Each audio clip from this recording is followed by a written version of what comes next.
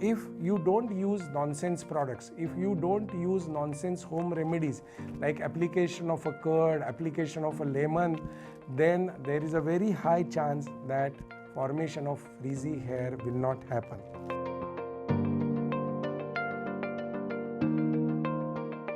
Hello, I am Dr. Vinay Koparkar, founder Papillon Hair World. Many people are aware that even though I am a doctor, I had a chain of salons for more than 25 years under the name Papillon the Beauty Salon. Why I am talking about my salon experience here today is we are going to discuss about how to control the frizzy hair. As we have seen in previous videos that what are the reasons for frizzy hair formation, you will realize that once the frizzy hair gets formed, it's very difficult to treat that frizzy hair. So as far as frizzy hair is concerned, prevention is always better than the cure. So if you take proper precautions for the reasons which leads to frizzy hair, automatically the formation of frizzy hair will comparatively be less. So now it's very easy if you avoid doing over processing for your hair, then automatically the amount of frizzy hair is going to get reduced. So let us see one by one how we can control or how we can reduce the formation of frizzy hair.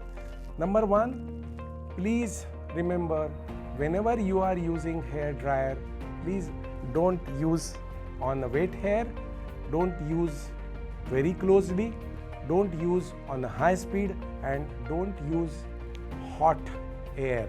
So if you take the precautions, you can see our video where we have mentioned how to use hair dryer properly.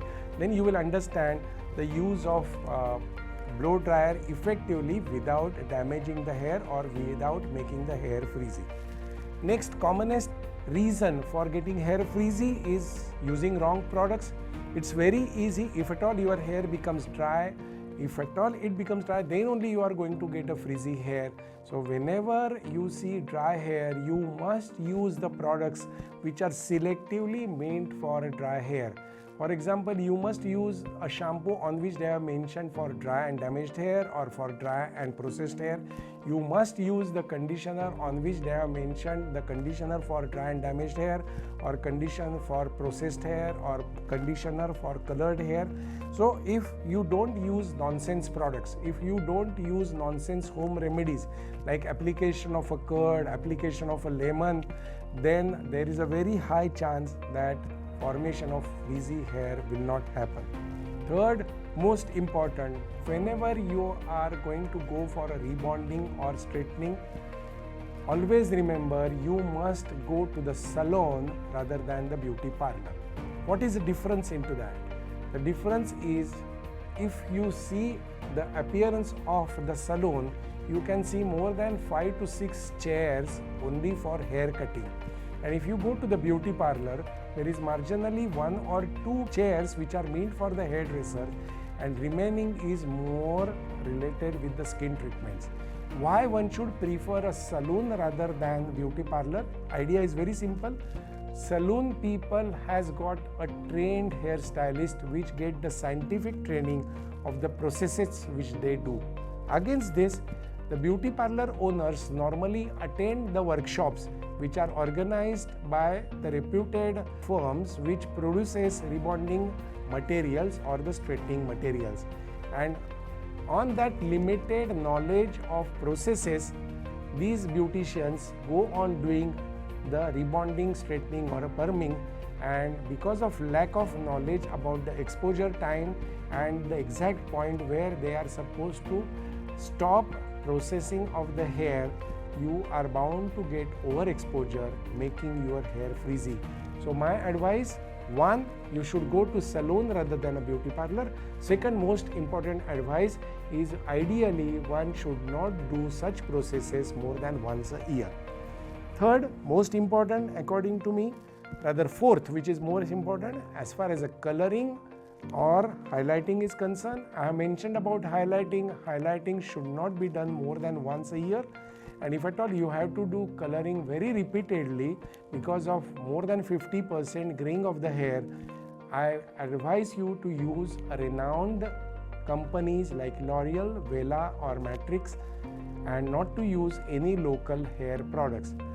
I will strongly suggest you not to use Mehendi as a color agent substitute. You must go for the renowned color companies, and you should never use colors or Mehendis of the local products. And the last most important about coloring is preferably you should avoid coloring at home, which gives the extra exposure of hydrogen peroxide, which is one of the important ingredient of the coloring. Last point is about hard water. Nowadays, because of the expansion of the cities, now more and more apartments or societies has got the bore water as a source of water. These bore waters are normally the hard waters. So what is the remedy for getting rid of a hard water? It's very easy. Boil the hard water up to the boiling temperature. Let it have boiling at the boiling temperature. Let it cool down of its own within next 30 to 40 minutes. And without mixing any additional hard water into it, you use the same bucket for washing your hair. If you cool down that boiling temperature water and use that, then the hardness of the water definitely gets much more reduced, and you can use that water safely for washing your hair. So these are the definitely few of the tactics by which you can reduce the formation of frizzy hair by prevention rather than by cure.